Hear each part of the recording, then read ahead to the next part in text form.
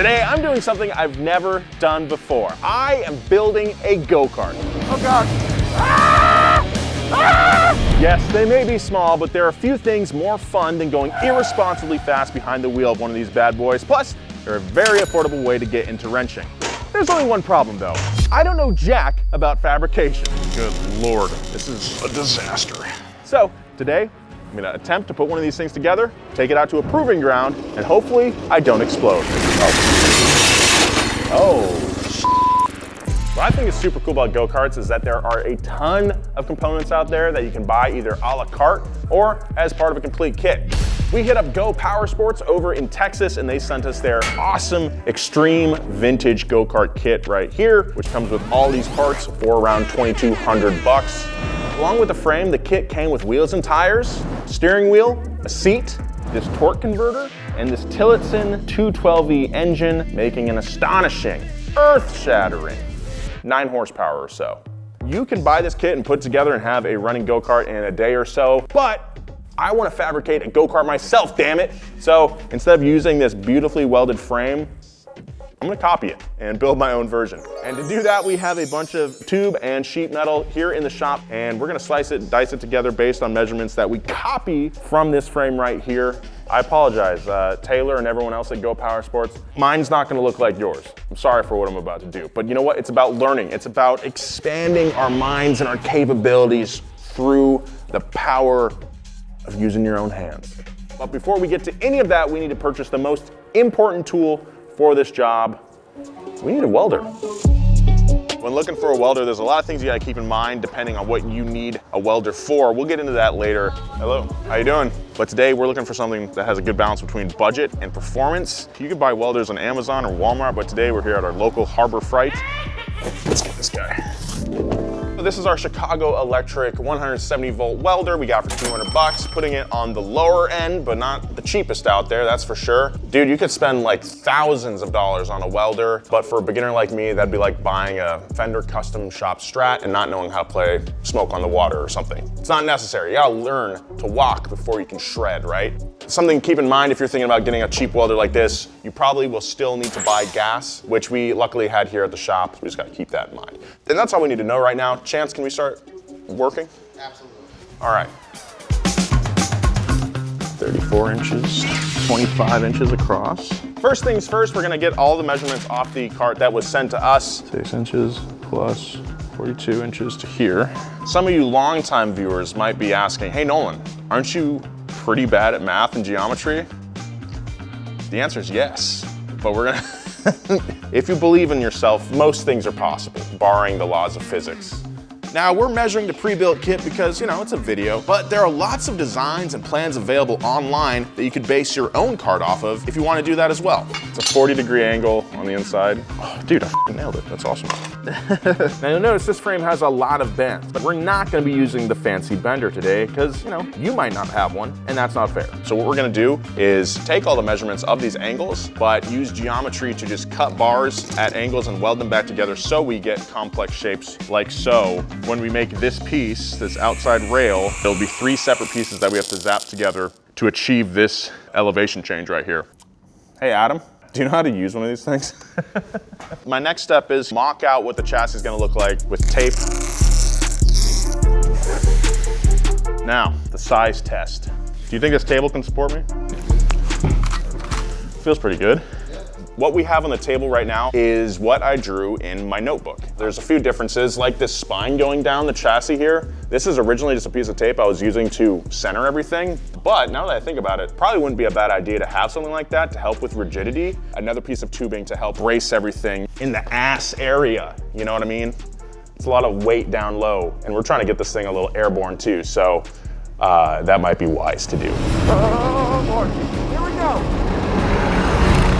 So now we'll use our table and a grinder and cut our pieces to length. We can start thinking about bringing this into the 3D space, into the meat space.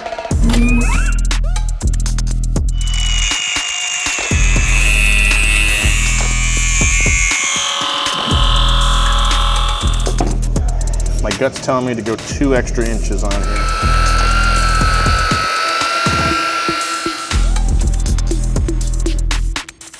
Okay, that That was awesome. That was a lot of fun cutting all this foundation metal. Next up is notching these pieces to fit. We're gonna start with the simplest shape on the kart chassis, the engine compartment back here at the rear. It's a square. Now, as it stands right now, the pieces that I cut, if you tried to weld them together, right now you'd have huge gaps and your welds would not come out very strong or pretty. So what we're gonna do is cut some of these pieces of metal so when we meet them up, there's no gaps between the metal at all. Over on this jig over here, we have one of the pieces of our chassis already clamped in here. This little Allen head loosens up and you can set the jig to 10, 20, 30, 40 degrees, very helpfully marked. Now this is pretty simple. You got a bit on this end attached to a rod attached to your drill, and you know, we'll spin it and this will cut a nice little notch in the end of here, the end of our pipe, and then we'll make sure it fits up to this piece right here. And if it looks nice, then we'll keep doing it. Now, I've actually never notched anything like this before. It's just a square. How bad can I mess it up? Don't answer that question. All right.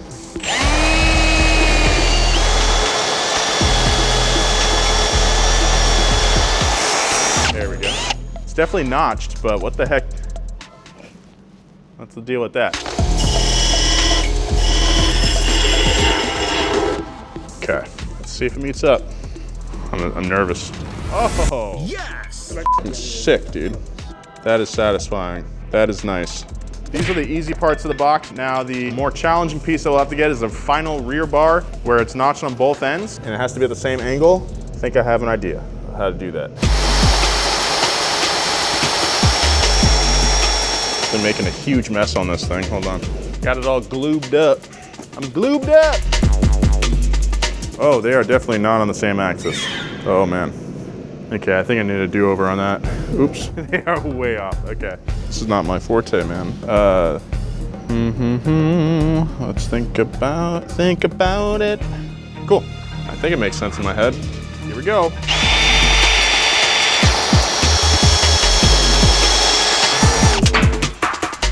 Oh man, I have so many of these to go. But, dude, you know what? F it. Now, we gotta clean up the metal around the welds to give us the best chance of penetration.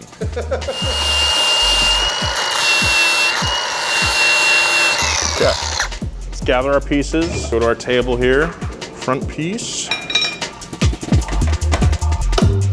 Come on, get in there. That looks like a right angle. I'm gonna say it, dude. Best fabricator alive right now. Let's get our welder set up and get to welding. Big ass cord, son. First thing we gotta do is put our wire in there, then turn on the gas, hope for the best. It's been a while since I welded. I'm a little out of practice, but you know, whatever, dude.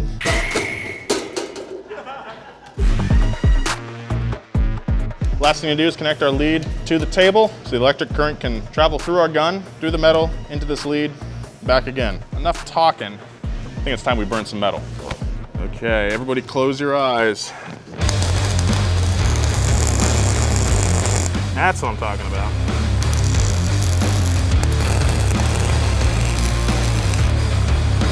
There it is. That looks pretty square, huh? Set it down.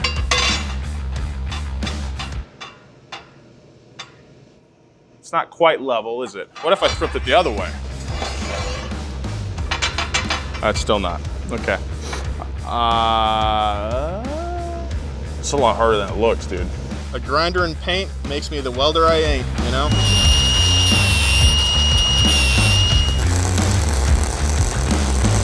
Engine compartment done, and that only took 3 hours. So let's keep going, baby, keep it going. Since we're all new here, let's take a second to break down how welding works and what goes into assembling a frame like mine. Essentially, MIG welding uses heat by way of electricity to join metal together. Electric current travels from the machine to the working metal through this wire electrode right here, which is fed through the tip of the gun. When you hit the trigger and the process begins, that spark you see on the metal, the arc, is over 15,000 degrees Fahrenheit, hotter than the surface of the sun. That melts the metal to around 3,000 degrees, and as you move the torch, the puddle cools down, joining the base metals together. And remember, this wire is constantly being fed, melting along with the base metal into one homogeneous puddle, acting as a sort of glue holding it all together. TIG, on the other hand, the real fancy lad way to weld, works off the same principles. The main differences being that one, you have to feed the filler rod yourself by hand. That's what these are. You see guys, they got their torch in one hand and they got their filler rod, you know, and you can get famous on Instagram that way, but it's not the most beginner-friendly technique. It's kind of like trying to platinum Dark Souls if you've never played Mario before. Now, both these processes use inert gases like argon to shield the weld from stuff in the atmosphere that can compromise the quality of your work. There are cheap welding machines that use flux core wire that expel gas when heated to protect the weld. You can get one for around $100, but without strong ventilation, the fumes from that process can be pretty gnarly, and I'm already at enough risk as it is. The doc says if I eat any more flux core, it could be bad for my cholesterol. So we opted for a gas shielding, which pumps in gas from a tank like this around the welding arc, keeping your welds nice and safe from that dangerous atmosphere. And also, if you notice just now, our tack welds kind of look like the surface of the moon, and that's because our gas wasn't turned on. I'm an idiot. I thought I did have it turned on. Turns out I didn't. So let's turn our gas on and get back to it, shall we? One-way ticket to Sparktown, dude. Mega glob. The gas is definitely on now. The welds look a lot better. It wasn't throwing as many sparks up in my face. I think that this $200 welder will do the trick. Beautiful. Oh, what? Okay. Oh, we're money. This thing is tacked up. It's level. Very excited with this frame. It's looking good. So now we gotta burn this thing in, attach everything permanently. I'm gonna start at the front initially, but then start moving all around because we don't want the heat from our welds distorting the chassis, which can happen if you spend too much time in one section. This section will heat up and just start making the metal do some funny things. So we're gonna go all around, keep on globbing, baby. You know what time it is. Let's move on over here. That's a glob.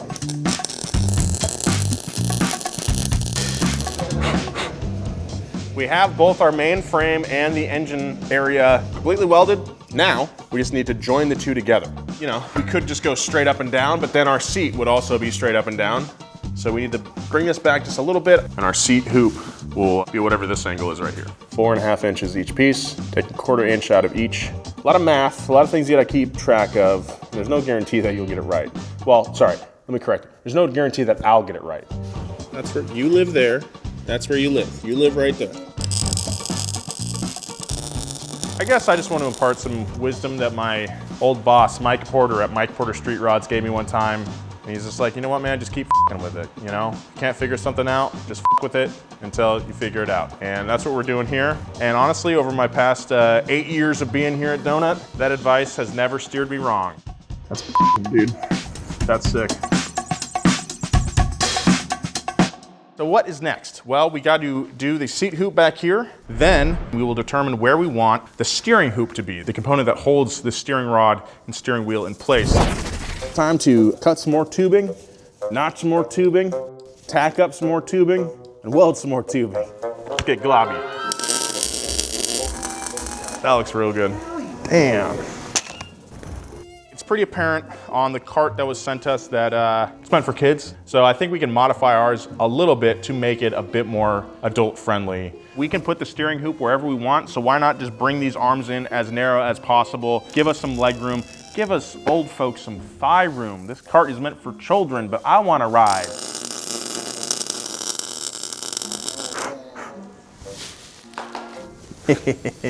Oh, this doesn't feel good to sit on.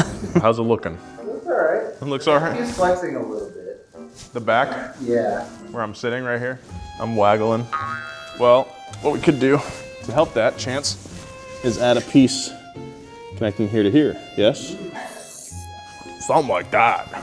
With this more extreme angle, our notching machine can't do something like that. So what I gotta do is maybe chop it with our trusty grinder here.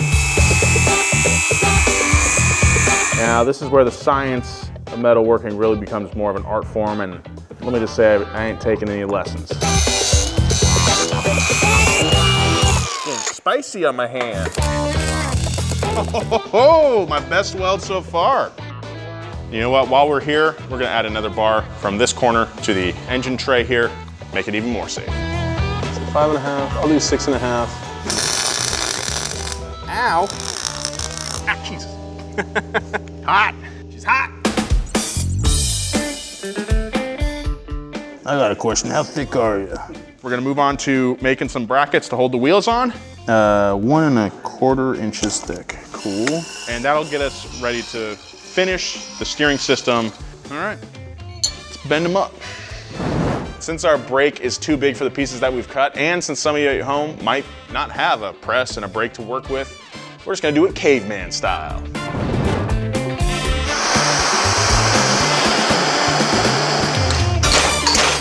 Let's move it a little bit.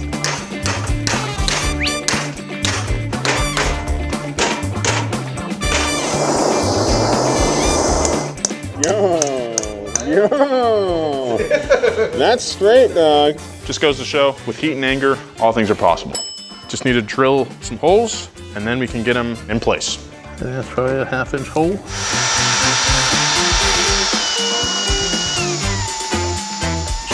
Oh, broke the bit. Damn it. Sorry, Hub.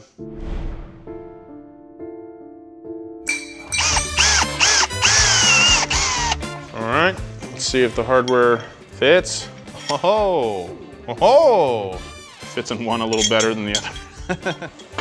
Just with it. I'm stealing that from Mike, dude.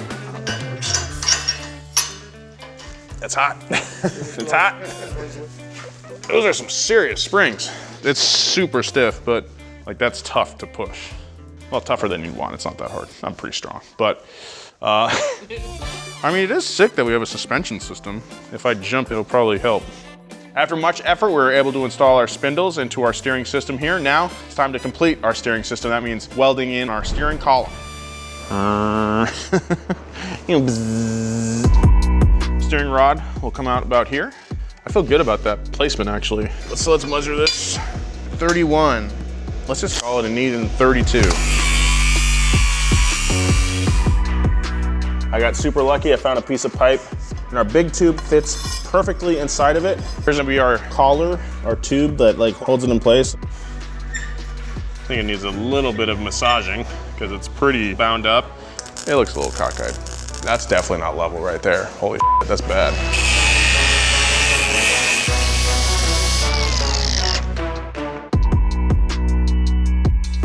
We got the faceplate for the wheel to drill onto. This is like a Dead Island weapon right here. Bah!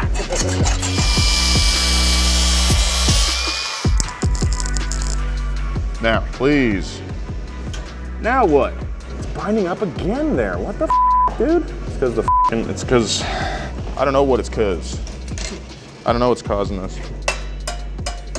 It's very annoying, is whatever it is. Oh, that broke that. That's good. Oh, that sucked. That was terrible. I'm just crashing out, bro. Oh, now it's just welded together.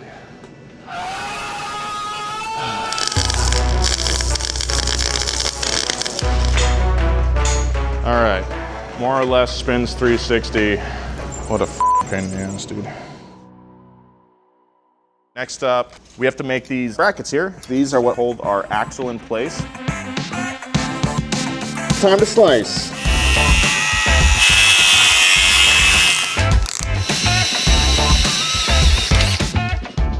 Oh, you gotta be shitting my ass, dude. What? I gotta hog it out. It's not big enough. Our bracket and our axle carrier fit perfectly. It just goes to show, when in doubt, hog it out. The next step is we're gonna tack these onto the chassis and make sure they're nice and level so our axle has no weird like crab walk problems. That's kind of what I'm afraid of in this next step here. If we misalign the axle, we could be going straight, but if the axle itself is kind of cocked to the side one way or the other, what'll happen is it'll steer the rear end out and you'll be crab walking the car down the road. We want this thing to be a performance machine, so I'm gonna take my time with this one. My brackets ain't exactly even when put side to side, so I'm actually put this one up further on the rail. The thing that matters the most is that our bearing carriers are in the same position so that our axle is nice and perpendicular to the frame rails there. And if I had it like this, bracket in the same exact location that I did on the other side, the axle will be tweaked and we'll get that crab walk effect that I was talking about. The metal did pull towards the weld, so when we go and do it the other way, I hope that it'll pull it back. Nice. We're back to level. It's amazing how metal works. Watch out, Mike Burrows. I'm coming, dude. I'm coming. Level, level-ish. Level enough. Oh. I just realized something. Backwards. Oh, Nolan, you should be facing inside. It's facing outside. Gonna have to cut it out. Okay. Mike Burrows, I rescind my talking. I'm sorry. Let's try this again.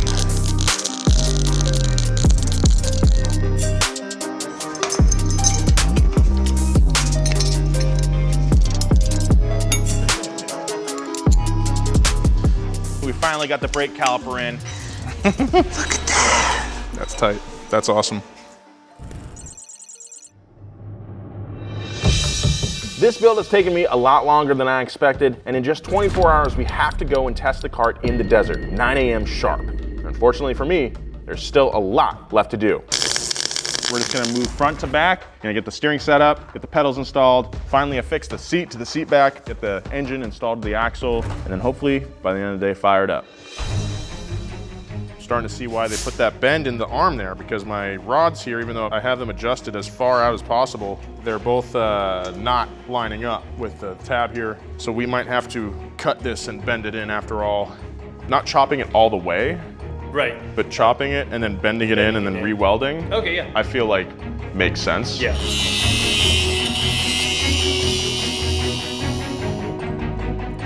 Still not close enough. I think one more cut in and we'll be there.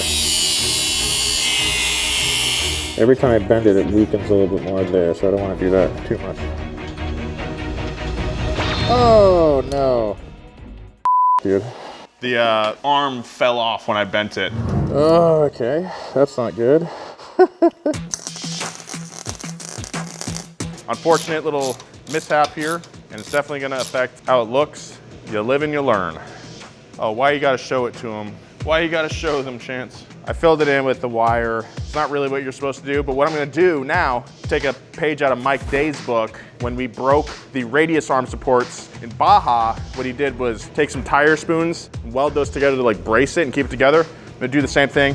Get a little bit of metal here, cut out, and weld on top, so that just gives it that extra strength. I think that'll hold together pretty well. At least that's what I'm thinking. I'm trying to like culminate all the stuff I've learned by watching guys like Mike Day, Zach Job here in the shop. The toe looks good, nice and set. Look at that. Got some steering. Hey, that's badass. Next, we're gonna manufacture the floor, and that should be really easy and hopefully not a huge pain in the dick. This material we're gonna use for the floor is perfectly long enough for our chassis. I think we'll just take the chassis and flop it on top of this thing and trace on it.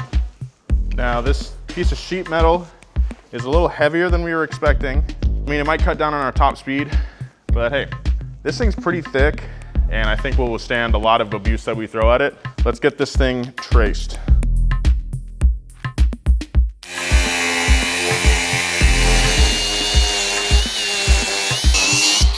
I really hope it fits.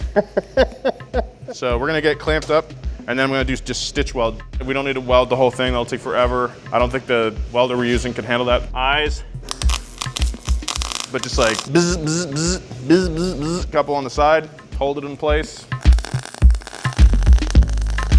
Finished marking up some dots here on the seat mount area. We'll have holes sawn in the floor, and we can attach the seat with screws. A pleasant sound. Dude, that's amazing. Didn't even need to hog it out. Especially those wood screws, that's impressive. Wow.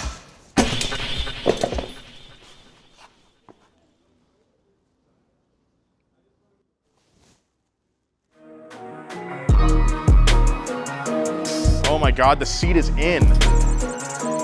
I think we can finally move on to putting all the engine in there. putting all the engine in there. Let's give this thing some power. Grab my nuts. So easy. We're real mature around here. So easy to get you guys.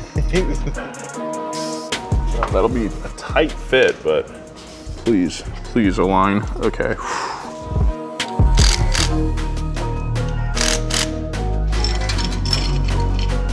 Putting the chain on now. Heber and I were able to figure out the master link system. Go. Woo. Okay. No, nope, not doing that. There it is. Yep. Oh my goodness. Look at that. Oh. Okay, woo, we got the drivetrain together. Gotta figure out a way to put this belt on. Put your fingers, yep, There it is. Dude. Last things we gotta do is install our pedals, and that'll be that. So much marking and cutting and then doing the thing again. Blah, blah, blah. Just like,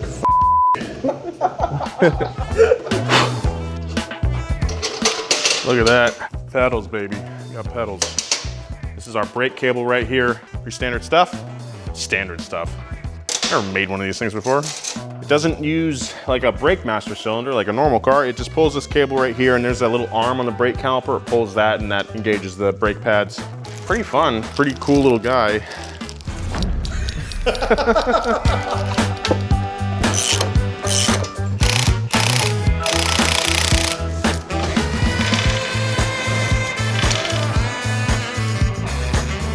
There she is, ladies and gents. The hog. Oh my goodness. I guess we'll just see if it can drive forward and then brake maybe.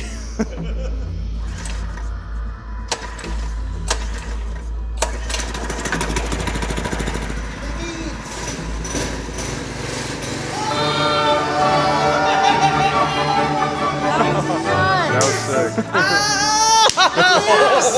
Yes! Oh, I'm tired. All right, let's go to the desert.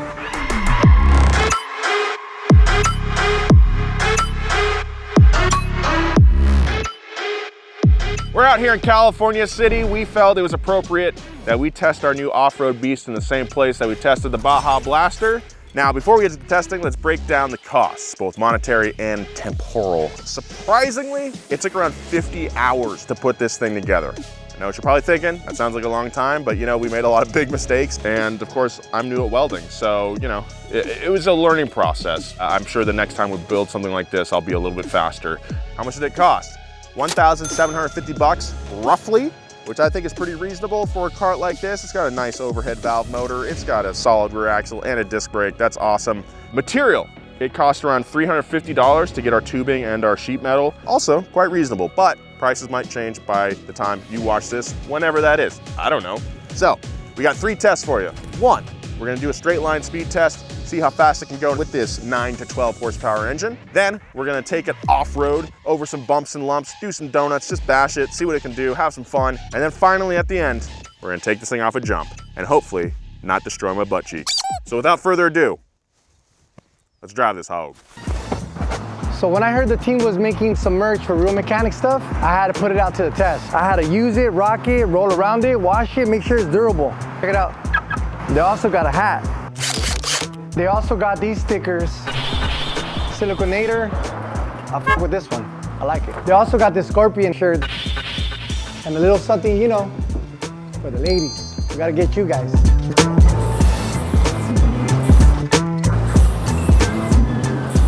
Go to realmechanicstuff.com and make some of your orders. I might throw some of these in there.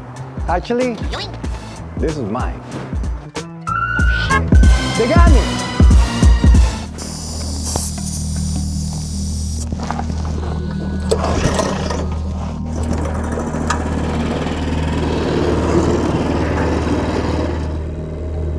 All right, here we go. We're gonna do our top speed run. Hopefully, I'm feeling 25. I think that'll be good for this thing. It's pretty heavy. I don't know. If I can beat that, I'll be very happy. Here we go.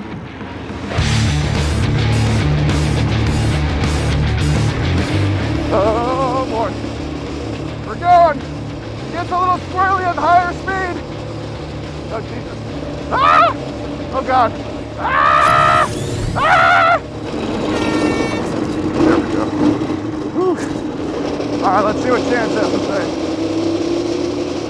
What was the speed? 35 miles an hour, dude. Oh my God. 35 kilometers? Miles per hour. Holy shit. Right? Dude, it's squirrely as f.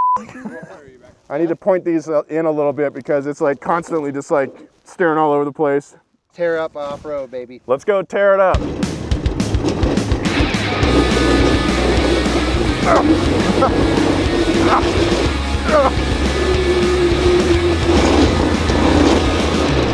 Oh God.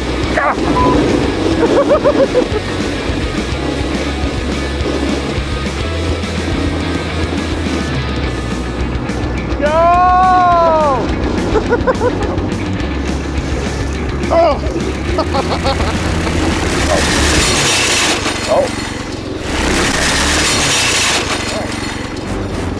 Oh. I think that's the one thing we don't have tools to fix. There's a way to do this. Hold on, hold on. Let's use our brains for a sec. A little trail repair here. Okay, feed this back through. I hope this orifice is big enough. Why do I keep saying shit like that? All right.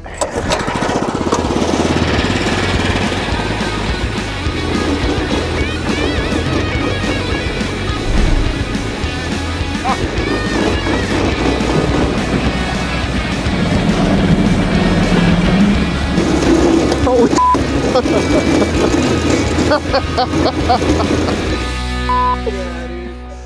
That was awesome. I didn't think I was gonna do it because it was so thick, but it just kind of like glided right over. I should have brought a change of underwear. I'm gonna be going commando on the way home. That was fun. I'm beat up already. Nothing holding you in the car, so you really gotta hold on. Letting some air out of the tires because this is the final challenge. We did the straight line, we bashed it around, it performed flawlessly, but now we're gonna try to get some air in this thing. I'm scared. I've been told that the nearest emergency room is only 15 minutes away, so that's good. Will my sketchy welds hold? There's only one way to find out. We got it.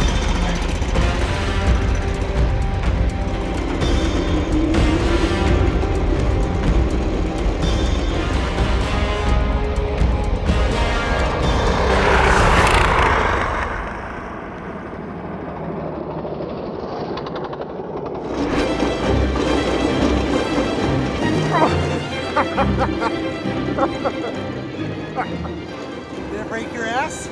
That feels fine. Yeah. All right. How much air do you think? No shit. All four off the ground, dude. Yeah, dude. That's awesome.